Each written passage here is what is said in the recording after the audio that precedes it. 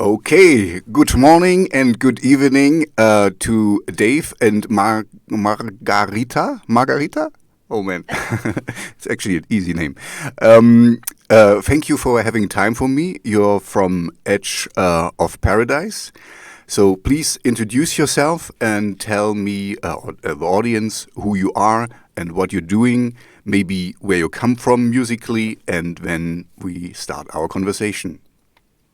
Yeah, so my name is Margarita Monet. This is Dave Bates, and we are Edge of Paradise. Um, we started the band about 10 years ago in Los Angeles, California, and we've toured a lot of places now. We've been to Japan, Europe, all over US. Went to Iceland. It took us a while to uh, find our sound. But we are an industrial, symphonic, cinematic rock band. Yep. um, yeah, and Working on our third album now, so we have Frontiers on board, Frontiers Records, and just building the machine, as they say. Okay, yeah, and it's actually in preparation. I kind of listened to more of your songs. I had only the hits so far. And yeah, and I have to say, yeah, it's hard to kind of really class you. I found also your acoustic covers, and this is cool too. I could imagine that you also can do just a acoustic tour, a smaller club tour, whatever. But at the moment, you are more in the bigger realm. Let's put it this way. So you're playing bigger places. I mean, okay, now in this moment with COVID, I guess you don't play anything, right? Right. So, Nobody's playing anything. Yeah. yeah. So it's actually the perfect time to work on an album. yeah, that's actually what we're doing now. We're working on a new album, and we have Neil from 3 Days Grace co-producing with Mike Plotnikoff, and it was kind of like not really last minute, but it was an unexpected turn of events. I remember we were going in to record the first song with Mike Plotnikoff, and we worked with Mike for the last album as well. Mm-hmm. And all of a sudden, he calls me up and he's like, "Are you okay with having Neil from 3 Days Grace just sitting in?" Well, sitting in, he's in Canada, so since nobody's traveling, he's sitting in from FaceTime. So I was like, yeah, okay, of course, that's cool. And then from then on, he just started co-producing, and it's been really cool, actually. Yeah. I think because we are a bit opposite on the opposite spectrum of few things musically, or just the way we approach things. So it's been really cool to kind of find that middle ground and for our music. So we're really excited for people to hear the outcome. I think it's definitely our best songs to come. Yeah. It's evolved quite a bit. Okay, yeah, no, and I also, I'm completely with you there that opposites are more interesting because, I mean, rock music has been around for a long time, so and there's a well-trodden path, and you know how to do things. And I saw Dave play here a tribute to Van Halen, so I know he can play. So that's but kind of to mix in new or at least variations and take inspiration from other genres and other people who are not completely in your track. I think this is the way to go. So first of all, I mean, you are in the business for a long time. You can reach a greater audience. You can, expand your realm of influence, and also, yeah, it keeps it fresh. It makes it interesting, and you don't get stale. You're not AC/DC playing the same stuff for I don't know how long years. So nothing against AC/DC, but sorry. Over 40 years, I think. Yeah, but I think, I mean, for us, it's always been kind of the theme, because even when we met, we came from such drastically different backgrounds. I came from a piano, like classical music, and he's from heavy metal. So, and that's what kind of took us a while to figure out how to mend our styles in a way, and mesh the two and find the way to write with each other. And I think that's been adding a unique twist on the music, maybe. And lately, like I'm really interested in different sounds as well, and like I love cinematic music, like I love movie soundtracks. And for this new album, I think we're introducing a little bit of that sound as well. So yeah, I agree. It's always more interesting to bring different genres in and to paint a bigger picture. So the idea is to bring people to another place and help them to imagine, something different than what they're dealing with in their everyday life. Try to take them away. That's like she said with cinematic. That's exactly on what I'm a little bit split in this. I can understand that sometimes you have to or it's good to address social issues, to raise awareness and stuff. But sometimes the normal thinking person knows all this and wants to escape a little bit, and so I get it. There is happy end movies and there is dark movies, horror movies or whatever. So you need both. You need and you're as I understand, you're kind of focusing now on the escapism of this.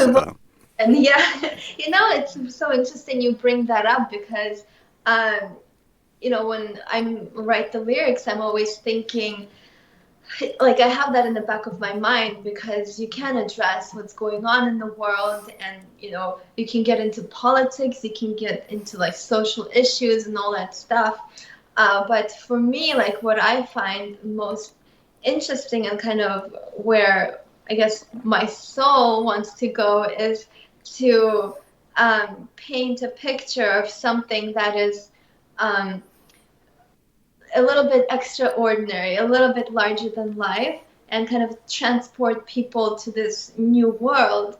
And but at the same time, even if the setting is kind of in another world, that humanity is still there. Like, we all go through the feeling, same emotion. And like I try to write about what we all go through, what we all relate to, but just set in that, it kind of takes it to another level, if that makes any sense. Yeah. I had a few. Does this also kind of vibe with your band name, Edge of Paradise? So that's kind of. I guess. Sorry, I haven't looked at any other interviews.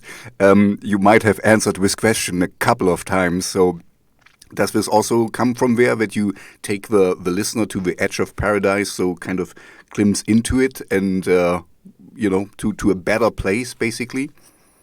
Yeah, in a way, that's true. Yeah, just kind of opening everybody's minds to a new reality in a way, where the music lives.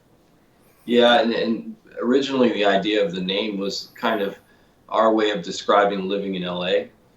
Okay. It's kind of like the false paradise. Yeah, because everybody thinks it's paradise, right? But when you're in it every day, it's kind of like, it's fictional. It doesn't really exist. So you're on the edge, but you never really get there, I see. Yes, sir. So the big city. Okay, so you said something?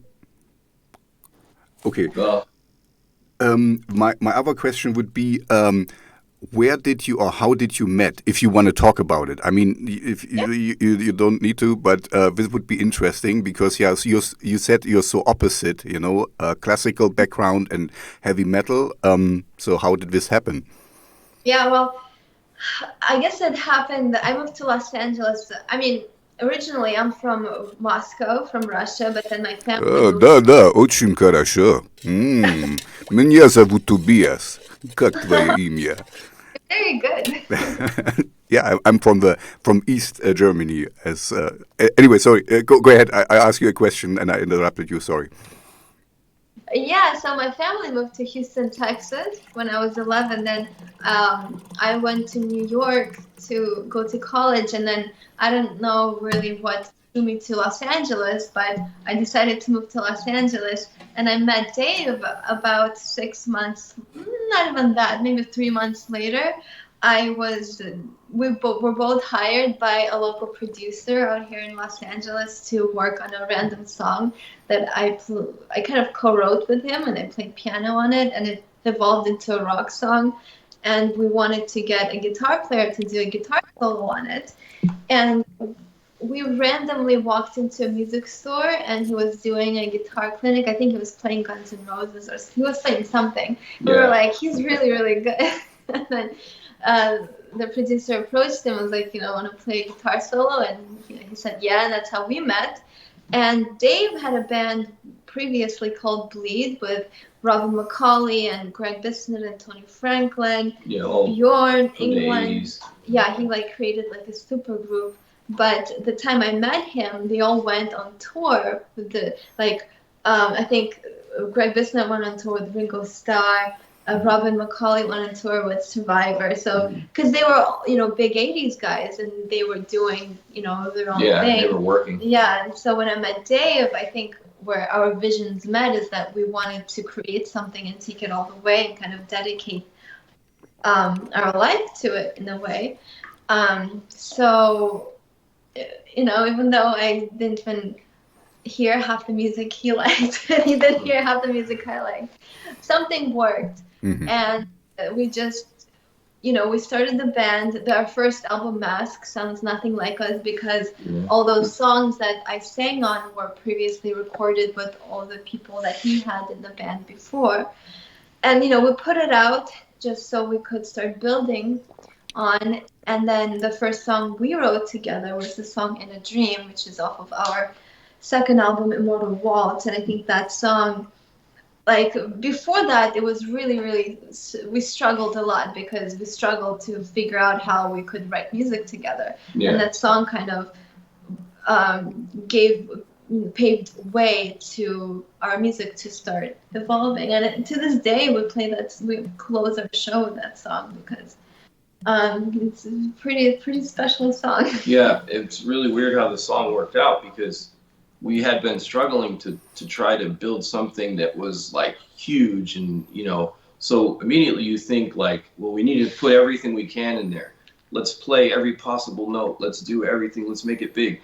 And when we finally got frustrated and made the song In a Dream, I just decided that none of that is working. It's not working. We're just arguing. The music it was horrible. It was going somewhere we didn't want to go. So we started with this simple part, and it had a magic to it. And then I was like, okay, back in the AC/DC vein, they milk 2 or 3 notes into a whole album, or several albums. But so I figured if they can do it, let's just really, really listen to each note and let the song kind of write itself. And then so now we always go back to that. We just listen, get one simple idea that feels really good, and just let it kind of evolve. And it's hard being human, because when you hear a song and you play something, you play an instrument, you want to really put everything in there. You want to show what you can do. You want to impress people inside. You want everybody to be happy, and they can't be. So you got to make yourself happy. So we go back to the song and just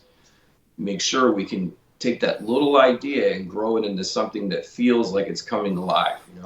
Mm-hmm. No, I completely understand this, because that's the issue with mostly younger bands, where the all the guys, they want to show off in every song what we can do, and then you have this mess or this gent stuff where they change the tact or the rhythm every few seconds and stuff, and it's it's so hard to listen to because it's all over the place, and I'm coming also from rock and roll, where you just, if you have a cool riff, you can stick with it for a minute and just rock the hell out of it, and just stay with it and trust in it as also, and I mean, I saw you I said with a Van Halen tribute you made, and you certainly can play. But if you would do this in every song, and then first of all, it gets a little bit formulaic. It's like, okay, there's verse, a chorus, verse, da, da, da, da, and then comes the solo. Okay, you can kind of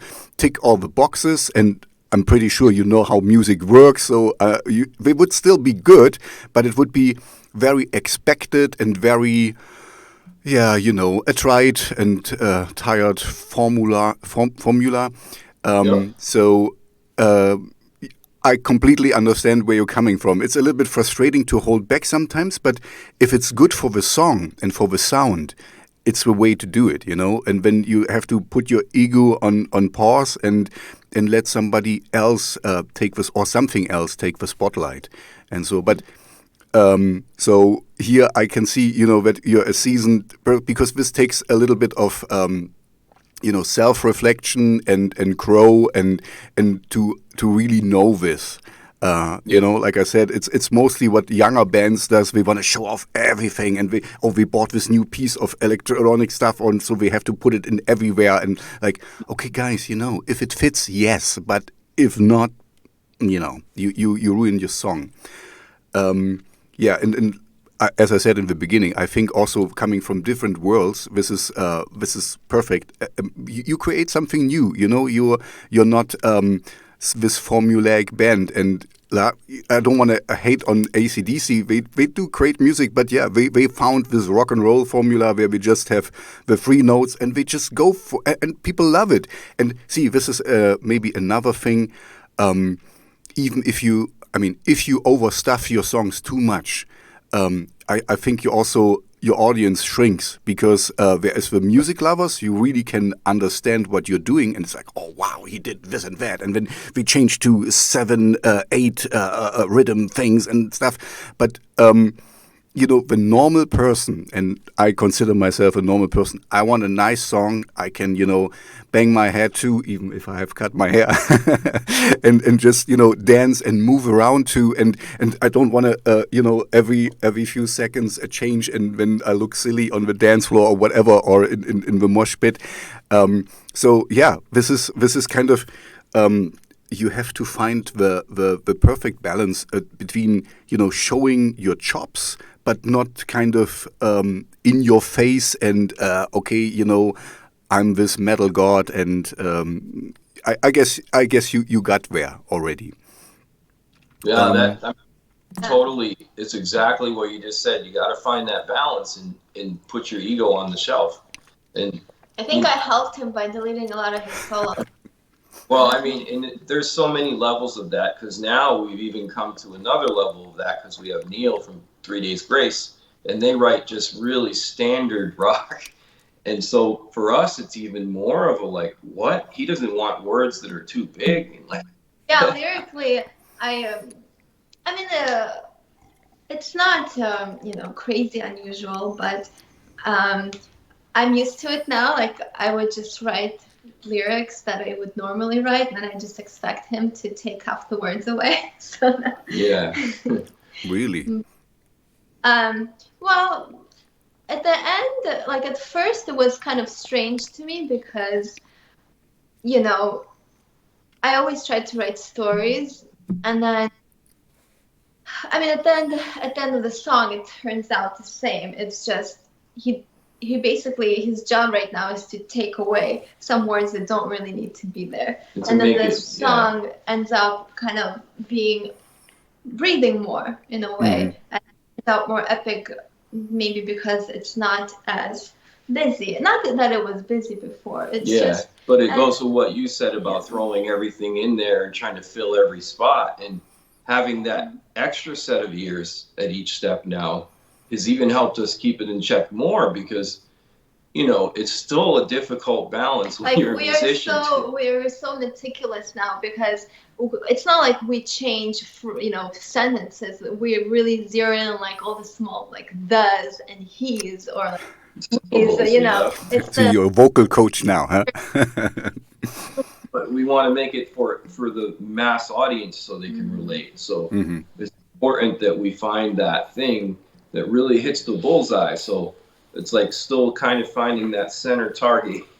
But we have a lot of fun because Neil is also into a lot of things that we like. You know, I bring a song and it's about like, you know, AI emerging with the human mind and like space robots and all this like different dimensions and all this crazy stuff. And we just talk about it. And Mike Plotnikoff is also like really into that. So we just kind of go crazy with, you know, different ideas. It's kind of they really get the, you know, this next album is a bit of a concept album in a way, just because of, you know, the setting and just the story, and it's kind of like an action movie in a way. We're trying to have a glimpse into the future with it. Yeah, we're painting a future, and we're giving you guys different scenarios of what the possibility of the future is, and then we'll let you guys choose what you think will be the outcome of the merge between the human mind and the artificial intelligence. Variables, yeah. So we're just cool. raising. So you keep your. I have to admit, I haven't read your lyrics yet, but so you keep them a little bit open-ended, so it's not like. You know, for me, the difference between punk and rock music is always that punk tells you exactly what you have to think in the lyrics. You know, this is bad and this is good, and there's nothing in between it, usually. And, you know, the better lyrics, I think, are more open-ended, so that everyone can interpret them in their own way, you know, and for every person, it means something different, because every person is in a different situation, in a different state of mind. And so, you know, this is your approach to writing lyrics as well, or how do you write lyrics? Yeah, it's definitely open to interpretation and to someone's personal way of reading it. But I guess the main message behind the lyrics is usually positive. I want it to be something that people can, you know, walk away inspired or empowered in some way. Like, for example, we have a song Alone, and Alone is about finding that inner strength. But when you read the lyrics, you can interpret it a different way. You can interpret it, you know, if someone is kind of stuck in their ways of everyday life and you can't get away from that monotony, and you're afraid to pursue something and you feel alone and that, or whatever you may feel, but at the end of the day, I urge people to find strength in that, or find power in that, but you can interpret that in your own life. Or like, for example, with the new songs, like one of the first singles is called Digital Paradise. And that song is about the idea whether your soul, if you believe in a soul or believe in something, whether you can exist past your physical form, and whether your soul can exist through a digital, you know, in a digital space, and whether it will be you or not. And, you know, you can interpret that differently, and you can interpret it whether you think it would be positive or whether you think it would be negative. So I kind of paint a scenario, and I do give a hint of what I feel, but I never like say this is black and white. None of them are black and white. And like the title track, well, I'm giving it away now, but it's called The Unknown. And that's kind of like a theme with me in a way, because if someone asks me, if they're like, do you believe there's, you know, different dimensions, or do you believe there is God, or do you believe there are ghosts? I was never the one to say, no, I don't believe it, because I think our minds may, you know, for example, if you give a cell phone to someone 500 years ago, they would believe we could be talking like this, you know? So you would be a god to them, most likely. Yeah. So I always am the one to believe in the unknown, and I think this new album is kind of going to be summarizing that belief, that accepting that we don't know, and that unknown can be very powerful and beautiful, and we should be open to exploring that. Yeah, not to fear, Not to fear it, not to Mhm.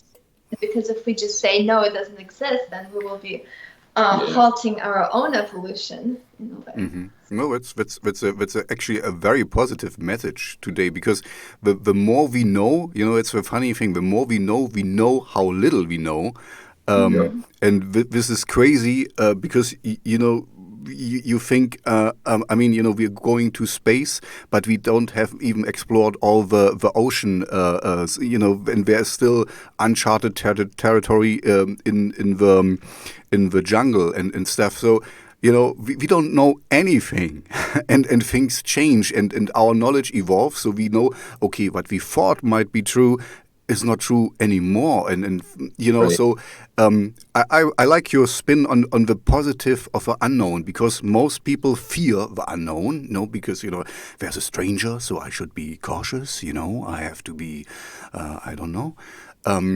But yeah, if you embrace it, it's just you change your perspective, and it's still the unknown, but it's like, oh, what does it bring? How can it be seen in a positive light? I like the spin. That's sounds like a really cool album. I'm looking forward. Maybe don't. I don't know if you can talk about it, but is there a release date already in place, or is That's yeah? a ball. I mean, it's definitely going to be in the 2021. Probably towards the summer, but also it depends on when the tours come back. It's just a little bit up in the air right now, but I know we're gonna have it ready in January, so maybe we'll release one of the singles. Yeah, we would personally like to wait for touring to come back, but we don't have a. But yeah, and who knows when that's going to be? We're in such a strange time now. It's so bizarre. Yeah. I mean, my personal. Sorry, you said something. Germany. Germany. Shows? No. Pardon me? Are you guys having shows yet, or no? Kind of. We have little shows. We had some like there was in big venues, like with 3,000 people. I just talked with a German band the other day, and we even have tickets ready for a show where there would be fitting in. I think like 2,000 people, and there are 500 now allowed. So, with all the spaces and the security precautions and stuff. So we're starting up, and we had in here drive-in venues, where you usually watch movies. We had shows where you sit in your car. I guess you had this in the United States as well. So we are slowly starting, but at the moment, numbers are rising again with Corona, so there is the imminent threat of another shutdown. So my personal guess is, like you kind of predicted as well, next year in the summer, in middle of next year, we will be back on track, kind of. Because even if we have a vaccine now ready, which we all have not yet, so it needs to be tested, and then it needs to be produced and also distributed. It's not like even if it's there, that is poof, gone. And in Germany, we have this. Our health minister already said he will kind of get first the vaccine to the people who need it the most. The healthcare workers and the garbage collectors, everyone who's essential to keep on running, and then they slowly give it away to all the other people. So I think I will be more on the lesser, but I'm not really that sad about it because I don't want to be a guinea pig for this. Yeah, I guess it's the same with you. I mean, I know worldwide, companies are working on that, and I think everything will be streamlined and fast tracked as much as we can. But I still want them, I mean, you put something in your body that's killing other people. So, I'm will get vaccinated. No doubt about this. I'm not talking about this that I'm against it, but I want it to be proven and checked. So So middle of next year is also my estimate that we can get there, because by then we would have more knowledge and more experience how to deal with things, and then we can slowly get in there. Mm-hmm. Yeah, that's what we're thinking here, because it kind of looks like it's going to take at least that long, huh? If we had the vaccine. Yeah.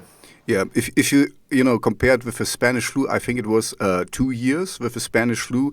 So there should be, we would be a little bit faster, but not that much, because the problem is, it's even if we would take Germany and everyone is vaccinated here, this doesn't mean the rest of the world is, it still can come back. And as you might know, there is this reinfection with COVID-19. So even if you had it once and you thought, oh, now I'm immune or something, you are not. You might get it. So there's still a lot of things up in the air. So I think you made the perfect decision, maybe forced or not, to have an album now. You're working on it now, and have something ready once the world will start up again, and you come out, how you say, you come out punching? No, how do you? Yeah.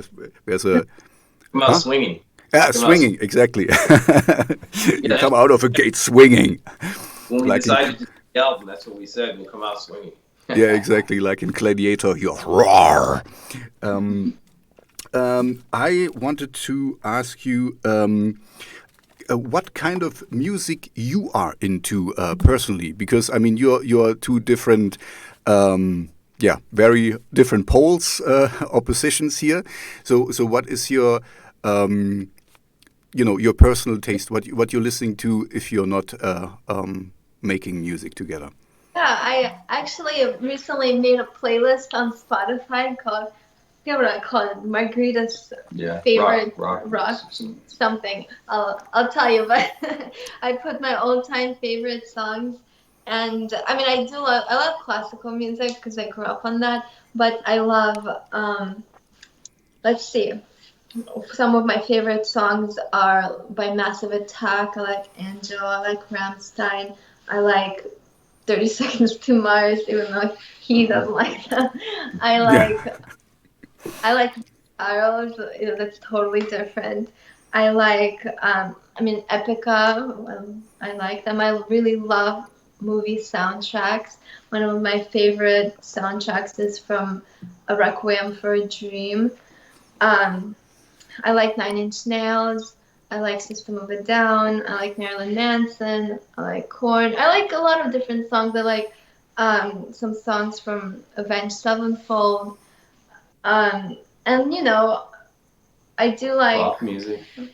Well, when you say pop music, he thinks like the band 30 Seconds to Mars is straight up pop. Yeah, you can say that, but it's a little. I don't know what to even call them. They're kind of pop rock, I guess. I guess pop rock. But yeah, what do I like? I mean, I do like I love Ronnie James Dio. One of my favorite songs is "Children of the Sea" and "Heaven and Hell." We actually remade "Children of the Sea." Yeah, we did a version. Yeah, I mean, I like a little bit of everything, I guess. So if it's good songs, I love it. Yeah. So, I think that's the correct approach, because as you're in the business, so you need to put things into categories and stuff, but sometimes it doesn't really work. And I know that we kind of need to, because to kind of funnel things a little bit. But on the other hand, I also don't like it, because it's like she said, if you like it, it doesn't matter if it's folk music or rock or pop or how you label it. It's a good song, and it's a good song regardless of what genre it is in. But on the other hand, there are so many different kind of music variations out there. It's almost impossible if you don't have a label to find it. But anyway, and Dave, what are you into? Well, I like mostly guitar-rooted music, but it evolves and it changes. Probably the latest stuff, it depends on whether I'm going to the gym or not. because I got the playlist that you know of with the gym music.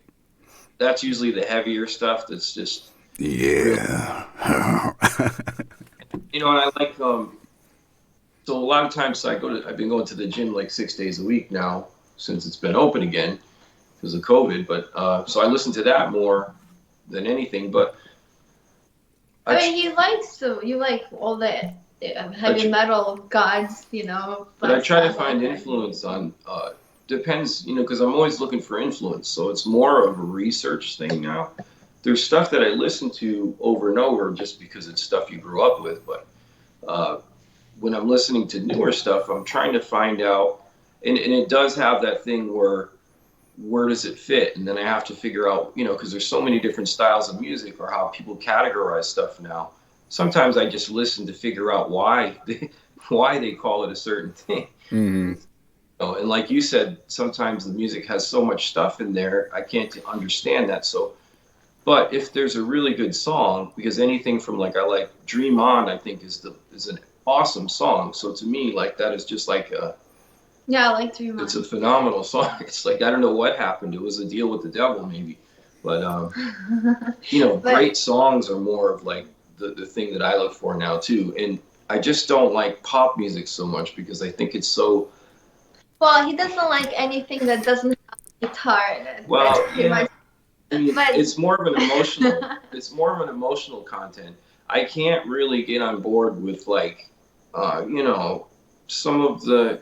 I mean, I respect everybody's opinion, but you like movie soundtracks, do you? There's no guitar. I like stuff that has an emotional content, but I like that too. But it's particular emotions. It's not. No, it's particular emotions of. Stuff that's going to make you feel like moving, right? That's going to give you energy, not put you to sleep. I don't want music that puts me to sleep. I can fall asleep on my own. And you know, I don't like stuff that's really overly predictable, and you already see it coming for like.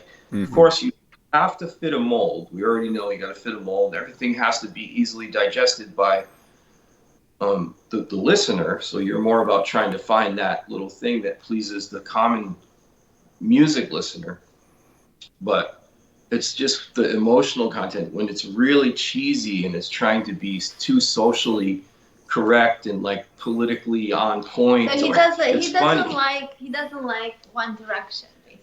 Yeah, I don't like anything like that. Or okay. It's just, but you know what's interesting is like he mentioned that he listens to music to get inspired when we're writing, you know, when we're working on something new for ourselves. Like I do not listen to any music that has a voice in it or lyrics. I just like to listen to instrumental. So that's kind of interesting because I guess I don't want to hear anything that would influence me in a way, because sometimes you don't even know subconsciously you listen to something and that gets in your head. Yeah. So. But I like stuff with intensity more than. You know, if it doesn't have intensity, I can't hang with it. I love stuff that has a lot of dynamics in it, and that's what I always try to push for our music. Sometimes he gets sick of it because I always put like really quiet part before a really loud part. Or well, yeah, if it becomes something so I don't want to do it every time, but I always look like it's not always in the same spot, but I always try to make songs so you have, you know, it breathes, so it climaxes and goes back down, and it kind of takes you on a journey, so it's not all like that the whole time, you know. That's what I like in music, is so it surprises me. But then I'm more of like looking at formulas, because there isn't a lot of formulas that you can use. So then when we go back to that, I'm more like looking at, we've done that in the same spot, like in this song. I'm always trying to kind of twist it a little bit, maybe, because now we're trying to, I mean, I guess if we do keep going, we're going to have to start making the songs in backward order. Make it backwards. Start with you know what's really funny is because we would fight over something, and now what I understand is that if both of us don't like it, like if I really like the part but he doesn't, or he really likes the part I don't, it's not going to work. That's why, like, you know, I would delete it, or he would just say, I don't know, he says sure, and I get really mad. I'm like, sure, that's great, you know? So if both of us like it, then it stays. But if we fight over it, we usually end up deleting it and something new comes in that place. So we kind of have, Yeah, have it's a way weird of how it writing. works, but most of the time, one thing inspires for me. I'm more about listening to something and letting it try to tell me what it's going to do. So that's why when I listen to other people's music, if it doesn't have the right emotional content for me, it's like, shut that off. Don't put that in my head, you know? I don't want to Okay. wake up a different person. Okay, so you're a little bit conscious about it to not get influenced by the music. You just, I guess you listen with a different kind of ear. I would say, you want to get new parts you could maybe reuse. So I was just thinking as you were talking that some of the music I like, I like real gothic music. I mean, whatever is real. So, and sometimes gothic music is very emotionless. The singer is on purpose doing very, very inspired, very flatline lyrics and stuff, and the music is slow and drowning and droning. Or anyway, I don't So, pardon me. like typo negative. Exactly, but he has also a cool. He had a cool voice, also. So this was kind of carrying the song as well. Just the music, yeah, cool, but with a voice, it becomes something better. But yeah, it's so. I guess this would be not your thing. So gothic dark wave stuff is a little bit out of your reach, I guess. Well, not necessarily, because I think if it has that, to me, if a gothic thing would resonate with me, it would have kind of that feel of, old horror movie meets the cemetery, kind of like just dark, I think what he really means is that it not necessarily has to be like someone singing, like crying or screaming or anything like that.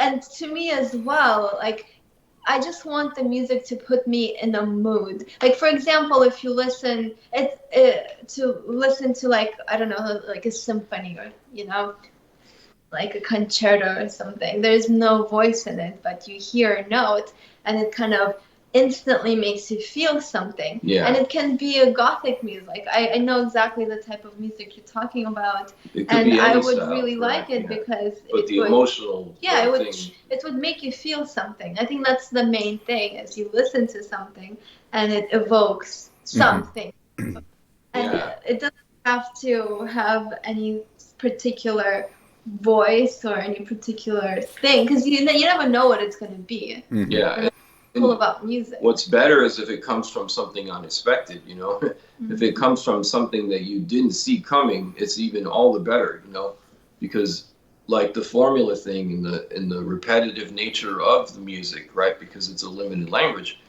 and people are using the same thing over and over. It's hard not to fall into that thing where you find, oh, okay, yeah, we do this part and then we do these chords here and then we go over to and then you fit that hard rock mold and there it is, we're done. There's so many bands that can get away with that. And fortunately, I mean, it's both unfortunately and fortunately, we're new enough where we can't get away with that. If we were an older band, we would have to do that. So when I was playing with, the guys from the 80s, they couldn't do anything new because people weren't going to accept it. They just want them to go and do what they already were famous for. So, yeah, just finding something that maybe will give you an emotional surprise is cool and, something you can feel.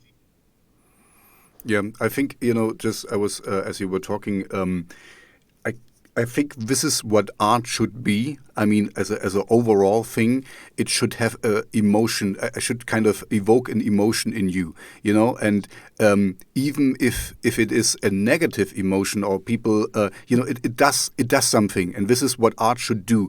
If it's, I guess, where is Dave with a pop music? Sometimes pop music is just like elevator music. It's just something you can put on the background and it doesn't really do anything. It doesn't harm you. It doesn't annoy you. It's just there. It's kind of noise.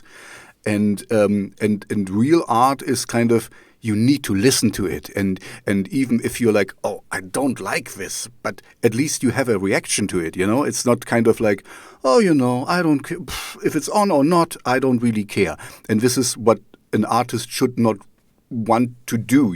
So to not just being formulaic, but also being having no reaction in the listener at all, when just like, oh yeah, that's a nice song. It's nothing basically.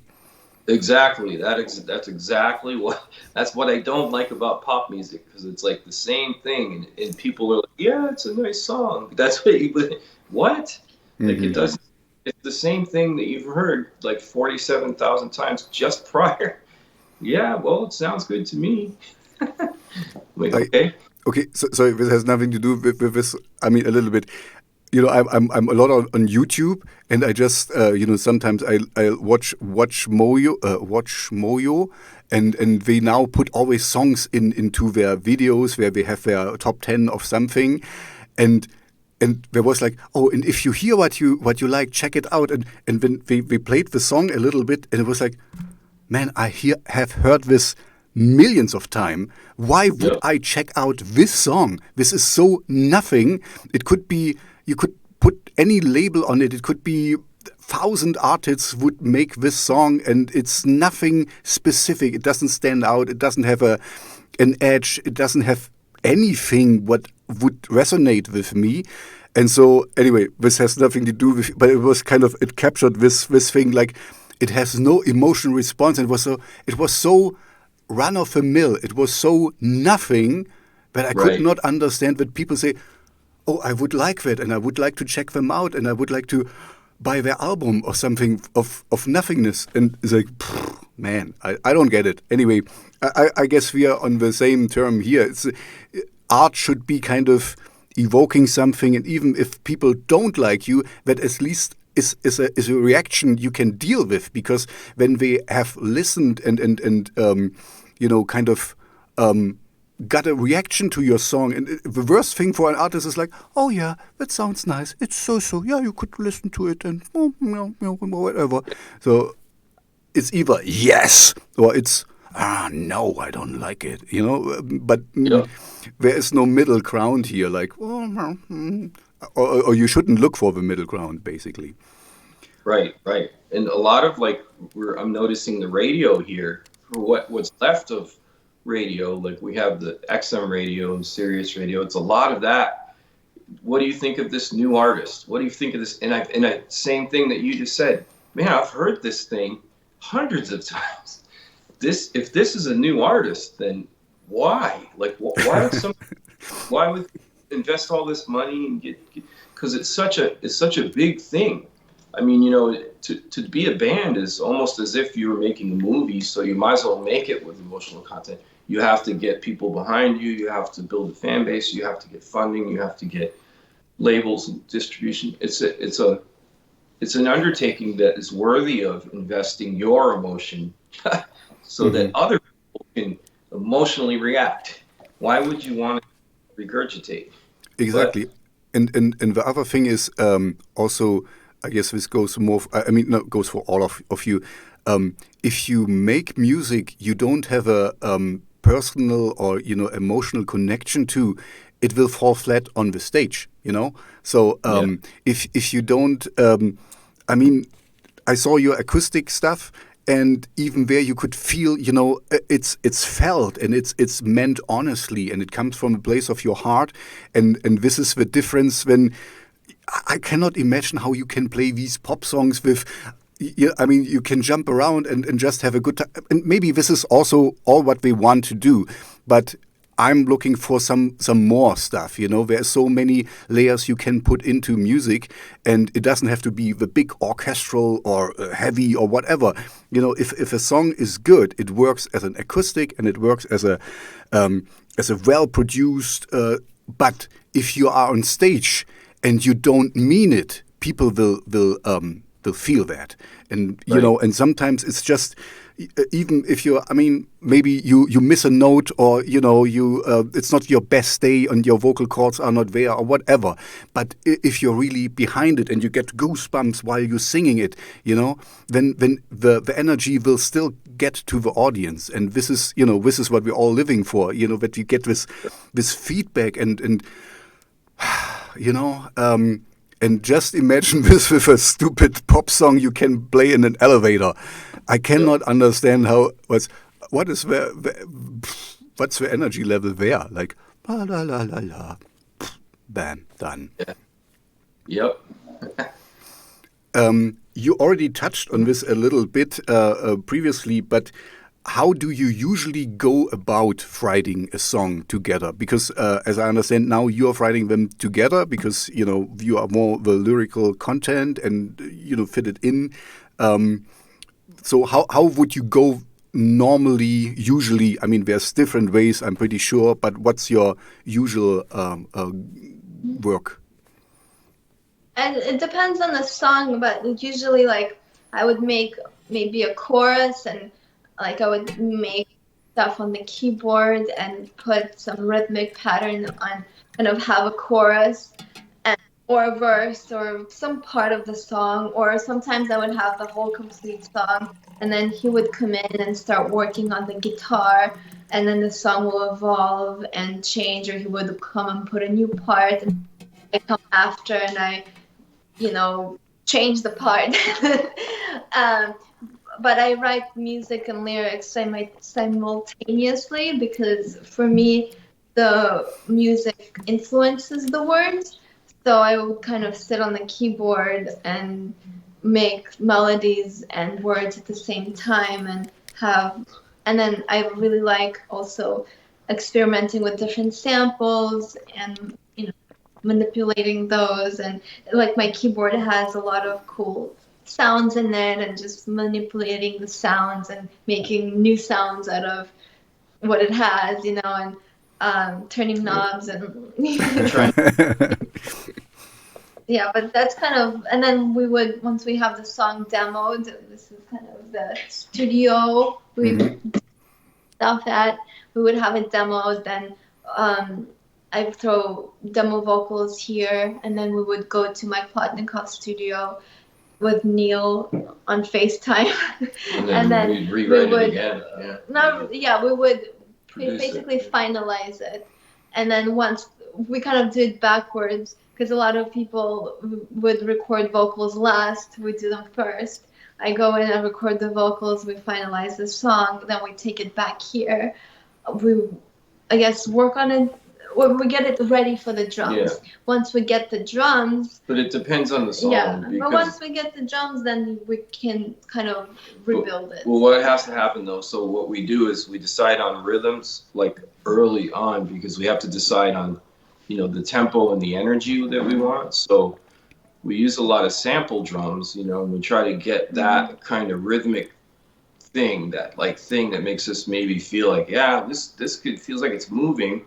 We search for the right tempo, and then we'll, I might put a riff, or she'll put a vocal, and then we'll just manipulate the tempo a little bit and try to get it to feel right. And then once we get that and get the whole thing done, vocals recorded, then we bring it back here and re-record all the guitars, re-record all the bass.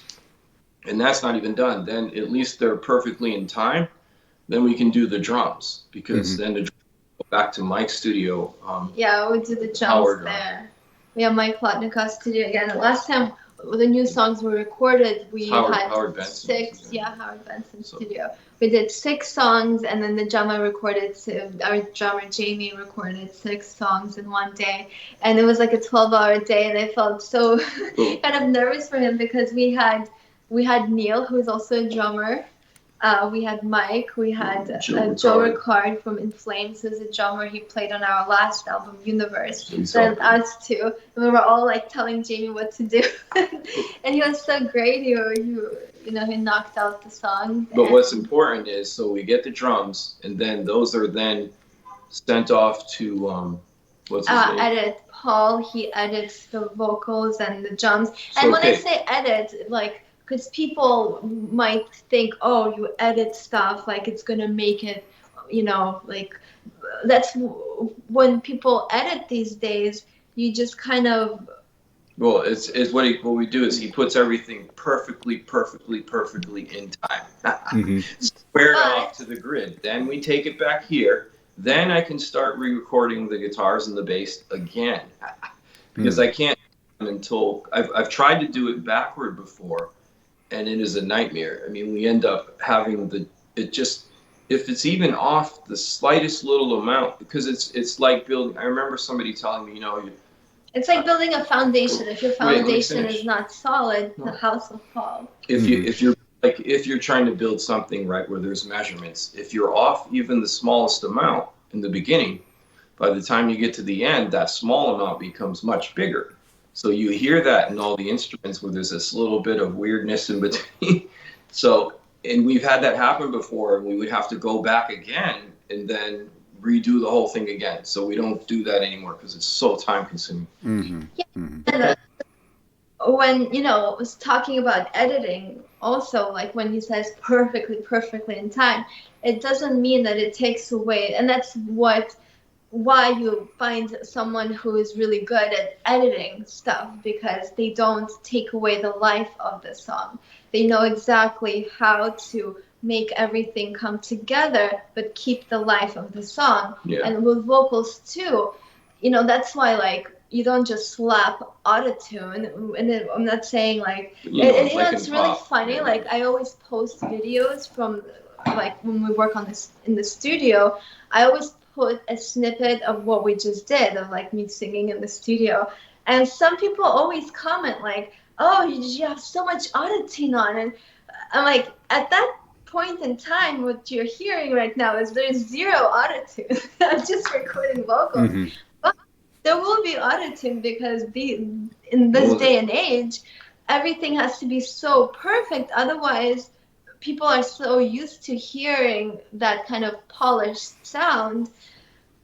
It doesn't mean, it's just, I don't mind. Well, what the difficult thing is getting the thing to where you can get it polished like that is a whole art by itself. Yeah. I mean, it's funny to think of, because in pop, it's essentially sounds edited. So they just slap a filter on it, put the auto-tune on. That's good. Yeah, it's got that effect like that guy had over there.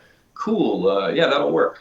For this kind of thing, the editing has to be so small. It cannot be large chunks. You're playing, like, even the parts, the drums. When we do the drums, it was difficult, and that's why she was saying she was worried how the new drummer was going to deal with it, because it's so difficult that we're critiquing every fill. Oh, man. Too much, not enough. Stop. Don't. Wait a minute. Do the cymbal like over there. Down to one kick drum. Because we can hear all the people that are close to the song now, and there's a bunch of us involved in the process. Everybody's hearing, we're on the same page, what that part needs. So when we bring somebody new in, it's like they're coming in, they're having to try to catch up to where we're at in our evolution. It's kind of difficult. I mean, I guess also our music is a little bit different just because we don't just have guitars, drums, bass, vocals. Our music has like over 200 layers. I put so much layers of keyboards and sounds, and we have layers of guitars, we have layers of vocals and backing vocals and whisper vocals and whatever else. And a lot of them maybe get not used. Yeah, some might not get used, and that's up to the mixer, like Jacob Hansen in Denmark mixes our songs. And he's an artist in himself. But the thing is, like, you have to record the song perfectly. It has to be perfect before the guy perfects it in editing, and then we bring it here and we perfect it more before sending it off to Jacob in Denmark to do his magic. Yeah, it's kind of like it's such an undertaking. It's been an evolution, like, because we had decided when we first started making the songs, like, we worked with Michael Wagner, who's a big guy from the 80s when he did No More Tears, and he did all the 80s bands, Skid Row, Doc and Warren, Poison, all the 80s bands. And a lot of other bands like the Jackson Sister, all kinds of stuff in the 80s and into the 90s.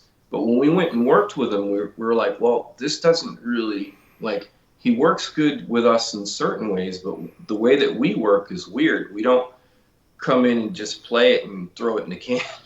We play it, then we consider that the demo. We start and we try to match what we consider, and we'll pick artist songs and stuff that's really phenomenal and big sounding, and you try to imagine how they got it there. It's a huge undertaking by many people.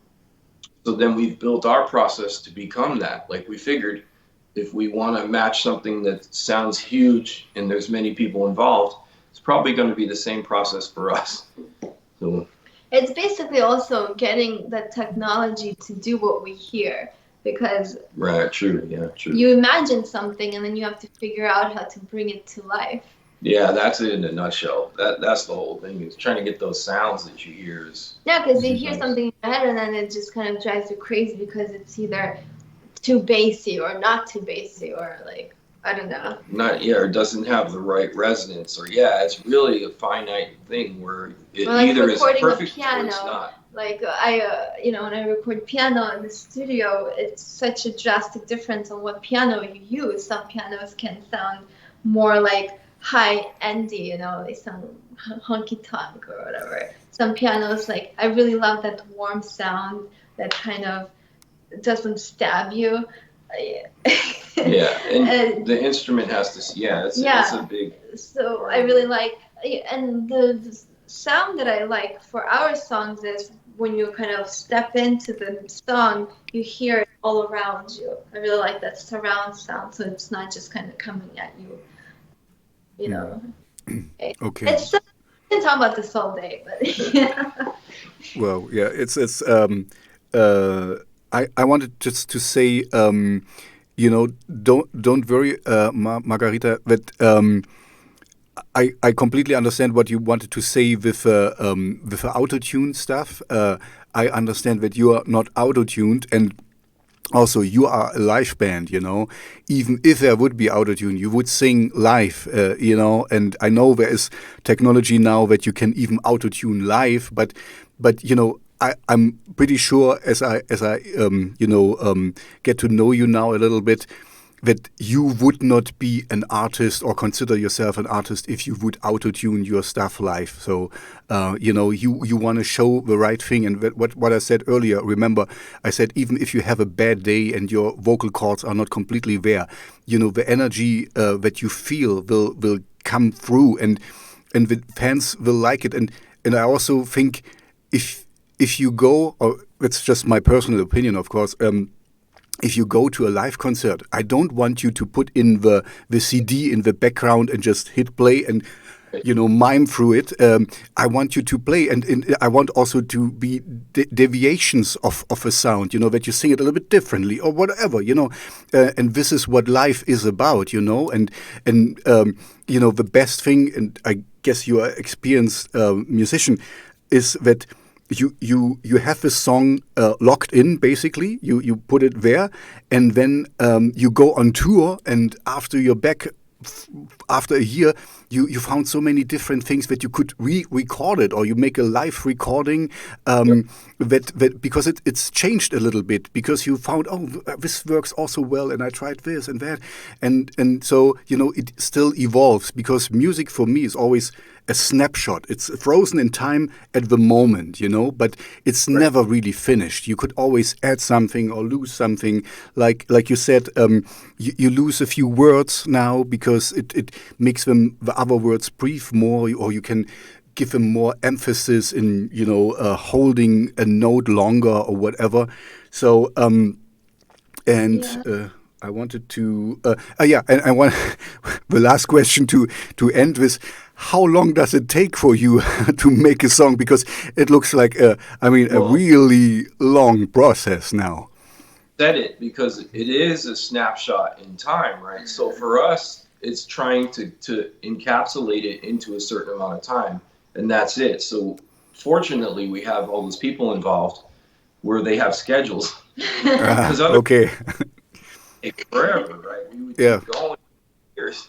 Well, I guess, and to say how long it takes us, we've actually been, for the last CD, we've been moving pretty fast. We have 8 songs done, not done, 2 songs are done completely written, and the rest, 6 more are ready to be mixed, and we did that over 5 months.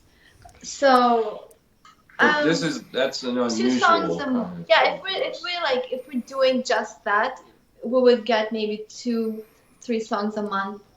Probably 2. Because we're kind of right now we're kind of working on like 2 or 3 songs at the same time, and like every week or every other week I've been going to record vocals, and I'm the one who usually kind of schedules it, and he's like, "What did you do? It's not ready." Let me explain. What's problematic is currently I'm playing the guitar and the bass, so I'm not a bass player, but I do understand. I'm a bass player. If you want to take me in, I can play bass. At some point, but I mean we've had a lot of different great bass players. It's just funny how it ended up where we have the studio here, and a lot of the work we do ourselves. So as the song evolves, we can't keep having a guy re-record the bass. It just doesn't work. So I have a bass, and I try to put my head in that space, and it takes me longer because I'm a guitar player. So when I hear it, I don't want to just.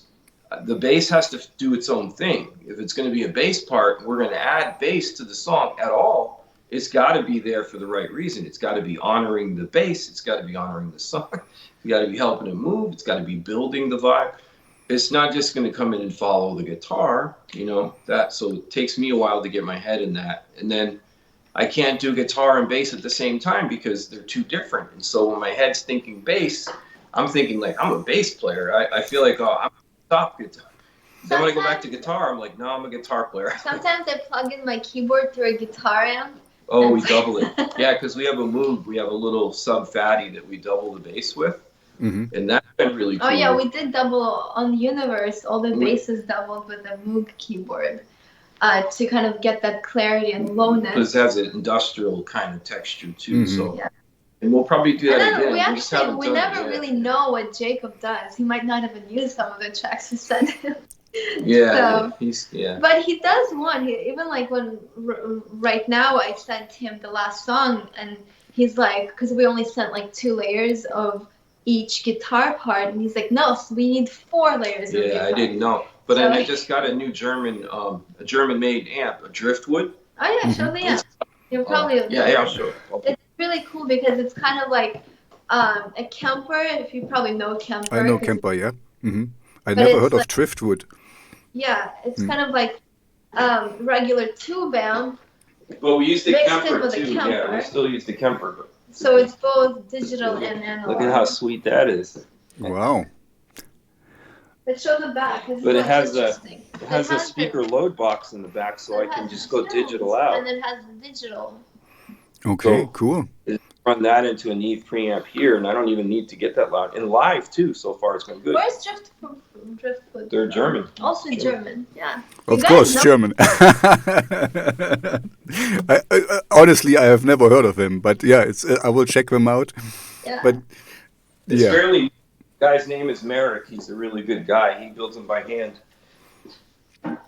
But you got your Bogners over there. Those are great amps. German diesels. I mean, all the amps that are, most of them are German. Yeah, it's kind of nostalgic for me to hear your voice also, because really we loved playing in Germany, and we have so many German friends. And Timo, who did our cover art, is German, and we had so much fun. Yeah. And it will come back. So I'm pretty sure. I mean, in a way, you're doing the best. You're taking the best out of this world. Put on pause, basically. You refine your sound, and you work on your music. So my hope is really that people will, after this forced pause, we will really know what it is. If people, if you have live music, that people will come and really enjoy it even more because we are free again to do it. So that's my hope, at least. It might dribble out in a way, with the digital age, we don't need to go there. But, I think there's ridiculous stuff like people going to a concert and then, holding your cell phone up and this is so stupid. Let's put it this way. I mean, it's really who's going to watch this and just enjoy the show. It's live. That's there's a reason. Anyway, let's not get into this because otherwise I get worked up a little bit. I have a few more questions, but if I don't know how long have you planned? You want to go on a little bit more? Okay, good. One thing I wanted to know, because you're coming from so different backgrounds. Is there some side projects you do where you can kind of live out just one side of your musical abilities? We don't really have much time, but I mean, now since the last album did good, we're like playing. She's sang on a different album. I did doing different things. They asked me on Magnus Carlsen. He's out in Europe. He's from Primal Fear, yeah. He's doing a project, metal opera. So I sang on that, and there was a lot of different singers. Nightwish Girl. Beast in Black. She's from Dark Element and Beast in Black Girl. So yeah, it's I heard the mixes. They sound really cool, kind of really epic sound. But like for me, this band is kind of my life, and everything that I love, I kind of put into it. So yeah, imagine I never understand how people do like solo stuff. But it would be hard to do it like right my too. soul. Like with the amount of time that this takes, like. Yeah, it is. We work on it. I do have this. So let me show you.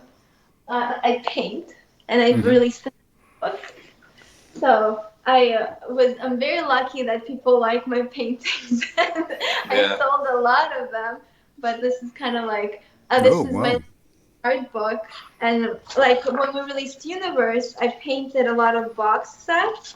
So each song on the album had a box with a painting associated with it. So, but yeah, and like this book has all the lyrics, and I did a lot of like vinyl art, and then I did canvas art, and we did a guitar giveaway, and I painted the guitar. So, I like to do this, but all my time goes to the band, Mm-hmm. No, it's fine. It's fine. It was just like, okay, let me ask Dave, but Dave already said he doesn't have time for this. Well, I mean, I will not allow it. Okay, so I see. If I do a solo for somebody, I do, like there's a couple friends I have that are in different bands, and so it just takes me forever to get it done because, like, this thing takes so much time, and there are, like, I have my friend Bjorn, he's in Dio Disciples, and he's got Mark Bowles, who's in Yngwie Malmsteen, and he has a band, so I'm playing some solos on his upcoming record. I don't know what he's going to do with it. I mean, I'm sure he has plans, but if somebody asks us, like we did a thing for Frontiers where we all played on it, and she sang some lines and I did a solo, but we tried to keep it to a minimum because it's easy to say yes to something, but then it's super hard to find the time and to do something, especially now with the way the world is. I don't want to do anything half-assed anymore. I don't want to play covers unless it's a one-off easy thing, but I want to do stuff that I'm going to be totally passionate about and be involved. To be 100% involved takes 100% of your time. It's a difficult thing. Yeah. But. No, I hear you. Buys time, unfortunately. No, it's absolutely fine. I mean, I'm this is I respect this a lot. I'm a little bit like, I like to spread my wings a little bit, but I can completely understand you want to be 100% there, and actually this is a nice message for the fans as well. They don't get anything, they don't get elevator music from you. That's for sure.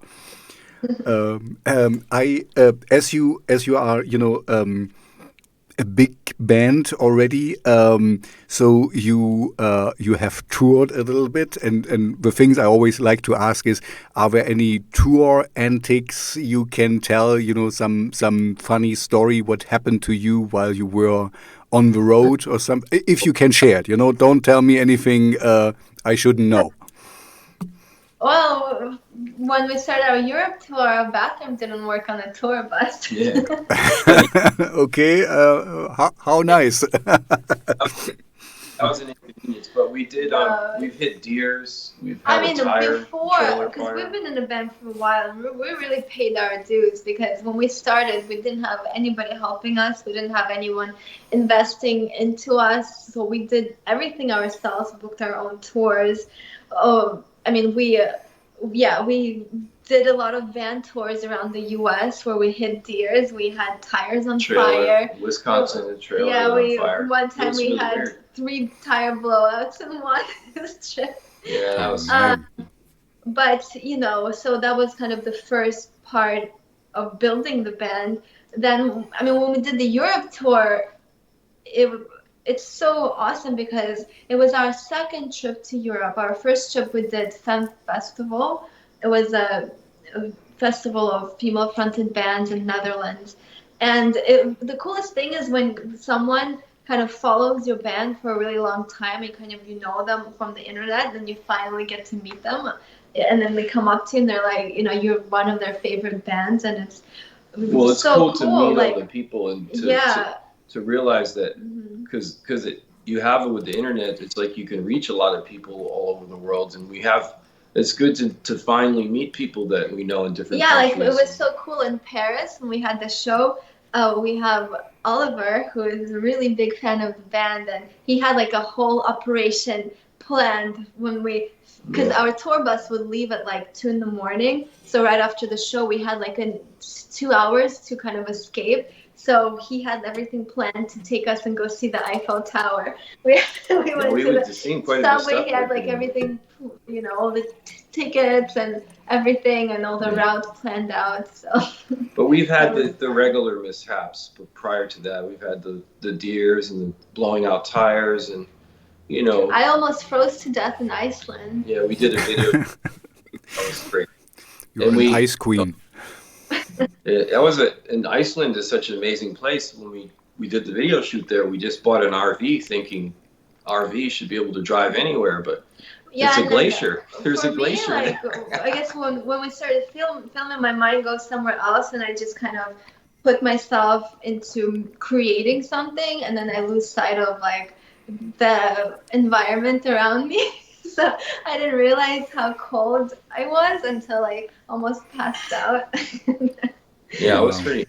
It was a unique experience. So I'm like, why can't I stop shivering? It's the weirdest thing. Your body literally starts shaking, and we had to like drive and get like hot. Yeah, we went back to the city.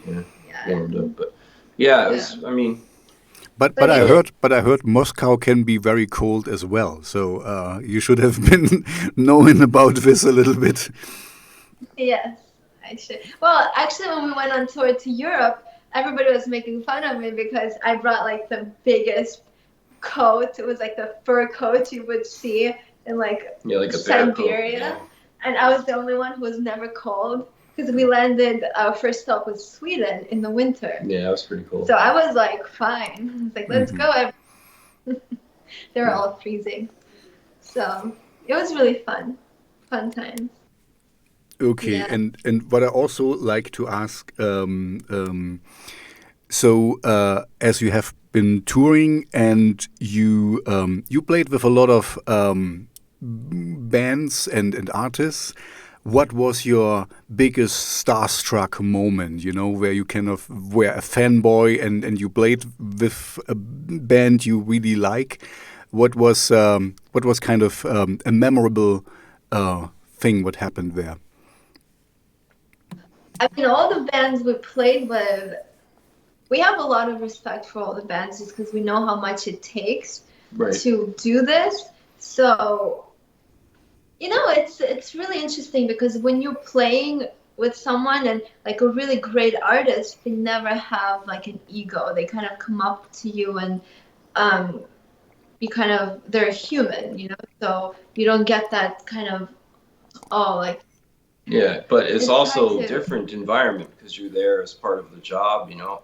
So you know, for me, I would say, like, well, we didn't play with him, but Michael Wagner, who produced Immortal Waltz, I don't know if I would call it starstruck, but he's older and he has so much history in him, and he's the most humble person, and for him it's all about the music, and it's like you just see him and you see that history within him and how much he loves it and all the stories he has, and it's like you learn so much from him just by looking at him. Yeah, that had a lot of big impact, just how much he inspired us and how much he just has so much soul, and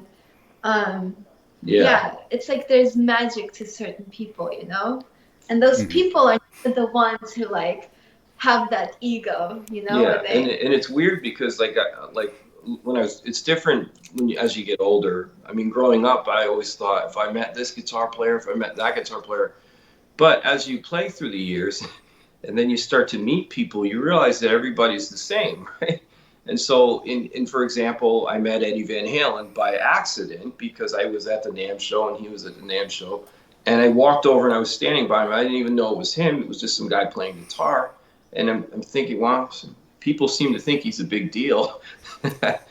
And so then I realized it's Eddie Van Halen, but I'm thinking it doesn't really look like I would imagine him looking, you know? And he was drinking and smoking, and then I started to become the guy that bothered him, you know, because then I was trying to get him to play a Russian because I was, and I'm like, I've tried to play it so many different ways. Eddie Van Halen is his favorite guitar player. Well, one of them as a kid, right? So then I was like, just play it, man, and he wouldn't play it. He wouldn't play it for me. So I was anti-starstruck, but no, well. Why don't you just play it, man? Well, if you put yourself in their shoes, they're probably so sick of people asking. Yeah, I'm sure. You know? Yeah, because he just said, you know, it's old news. He's playing new stuff now, so, and I can respect that. I mean, I always wanted to meet Ronnie James Dio. Like, I love Robert Plant. Like, for me to see Led Zeppelin or Dio live would be so cool. But unfortunately, not in this lifetime, you know. But yeah. We saw Steve Vai. That was really cool. Yeah, we know that. Yeah, Steve Vai. He puts on a really cool show. But, yeah, I mean, we've been fortunate to meet a lot of people that, you know, in the right environment too. So whereas that maybe we're working alongside them or something. So it's different where you don't have that separation, and so.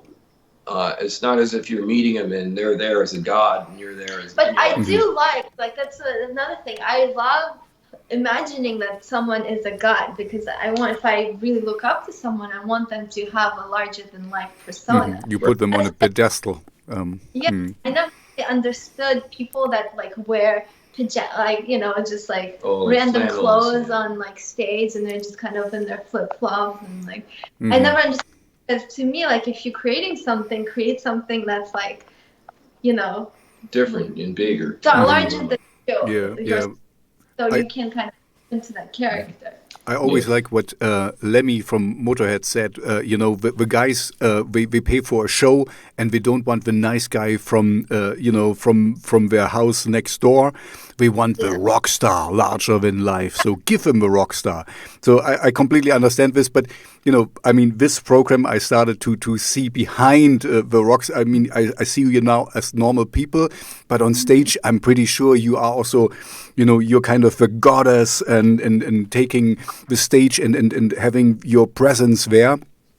And shoot, I wanted to say something else, but I forgot. Anyway, I also think that people who really accomplished a lot, you know, they don't need to show it, you know. It's more the little people who are kind of, I do this and that and have to tell everyone, you know. So it's for me like if you do martial arts, you walk differently through the streets because I can take you out with one hit or something. Then it kind of shows you, you have a different aura, a different persona, and people will notice, that okay, there's something special about it. I don't know what it is, but it's not like advertising. I play in this band and da, da, da, da, da. So yeah, I also realized that. Most people are just people, It's just, but yeah, we know them like you said, Margarita, that on this pedestal, and we want to see them as gods, we should be larger than life, and that's also the fun of it, It's a theatrical aspect, like we talked in the beginning. It's the cinematic thing. You set the stage, and you give them a show. You take your audience seriously in this, that you are not just, oh, hello, I'm Margarita, I'm going to play this song, da, da, da, da, da. So you, hello, I am, and, woof, and you take the stage. But this is what people want, and it's not fake, in my opinion at least. It's kind of part of the act. It's part of the show. It's, Right. We talked about how meticulously you make your music. So and this the theatrical or the presentational aspect is also very important. That people not hear the good music, but also get really into it, and they want to be leaving this concert and then like, like whew, we can live on this energy for a few weeks or months even, and think back, this was so nice. I talked with another artist about it because, we're living in an age where people are more secular and people are getting away from, communing every week in churches or whatever, or mosque. So for them, going to a concert and to experience music and having this transcendental experience with other people, dancing and singing maybe. So this is a very basic human need, and if you give it to them and if you allow them to be for this moment, don't take this in a wrong context, a goddess or a god to them, a kind of an idol or however you want to call it. This is exactly what people need. They need to something to look up to, and even if it's just for this moment or for this show. And so I don't think it's a bad thing. It's something we need. We need to commune and to dance with other people. We need to smell the sweat of the other dancers and stuff. It's just human beings being human. Anyway, so Yeah. I got a little bit sidetracked. Everything you're saying is very true. Yeah, it definitely is true, because the presentation is a bigger part of anything, really. It's all just following through, right? And so Mm-hmm. Yeah, it would be worse, like I heard now how much time you put into your songs, and then if you would just, if you don't present them right, it would be kind of, woof, they would fall flat a little bit. So I mean, it would be sad. So you kind of have to, but I guess you will get this automatically, because this is what we talked before it earlier.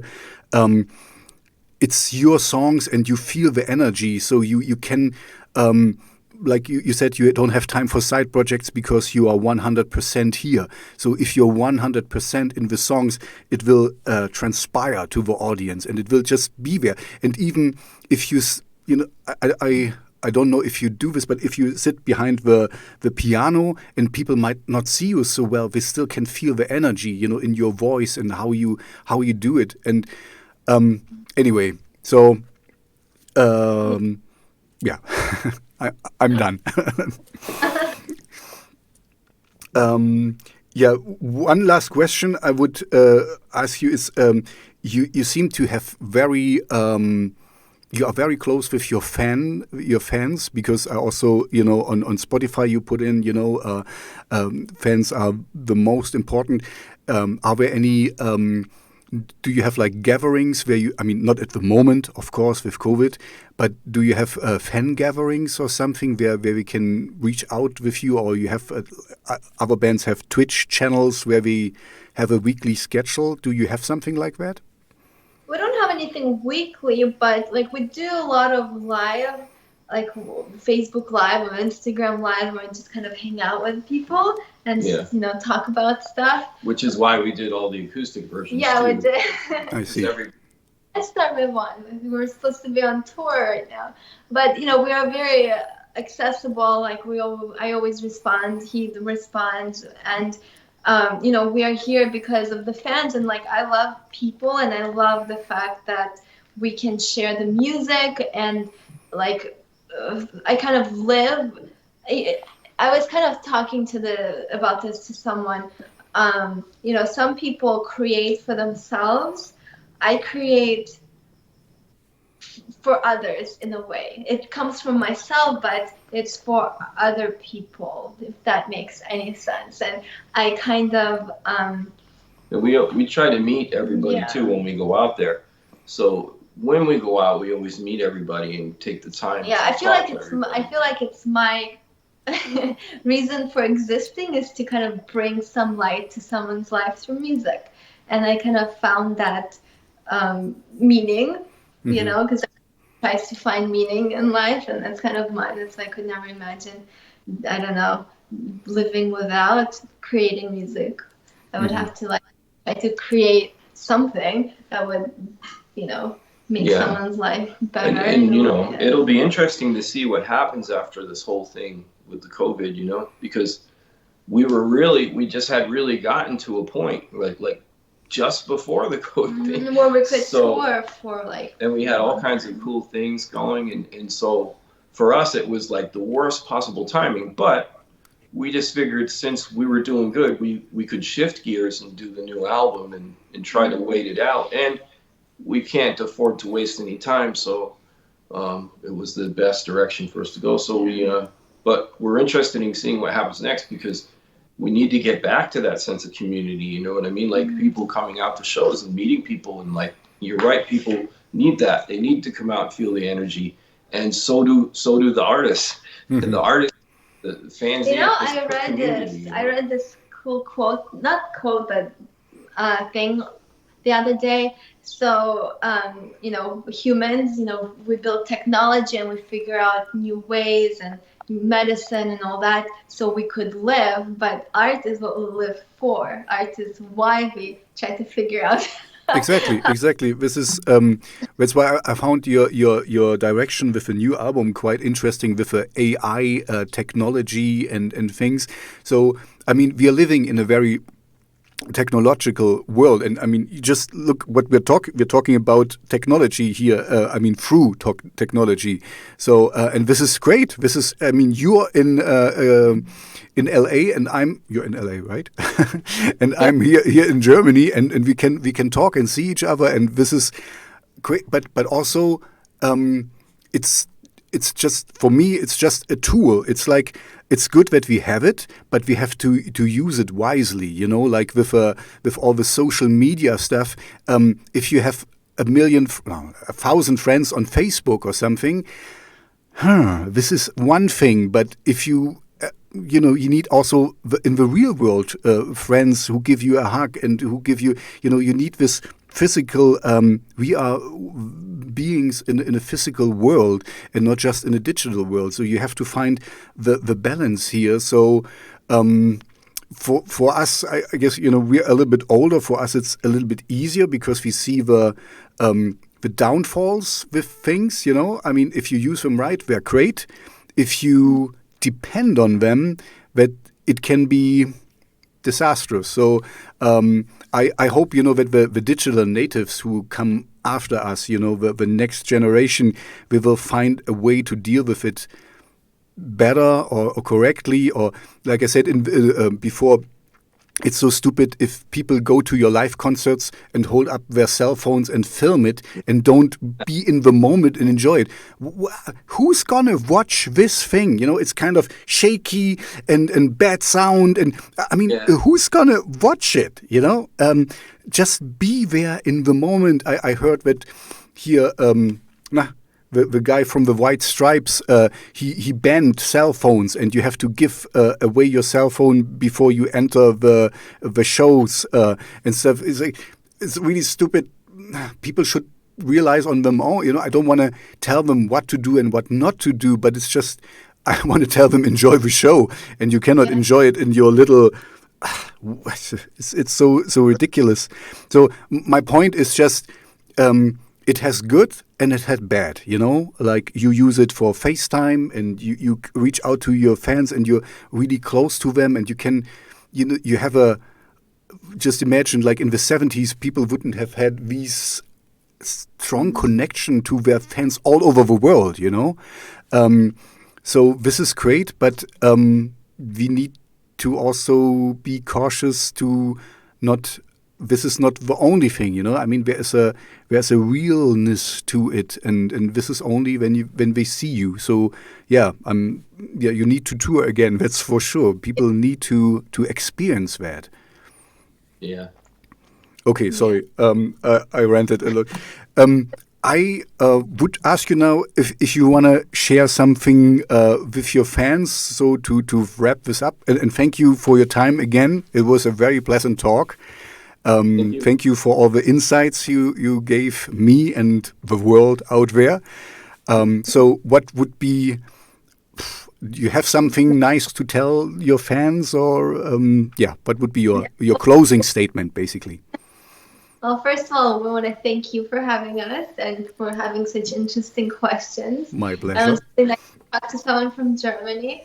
And we want to tell everybody, all the fans, thank you for listening and thank you for being a part of our world. If you're new to our world, welcome. Hope you guys enjoy the music.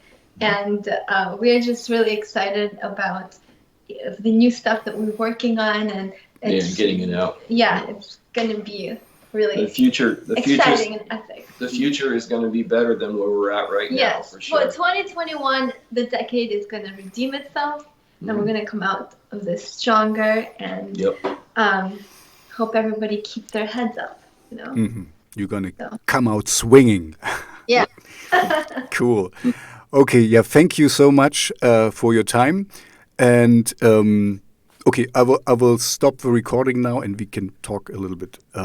Just stop.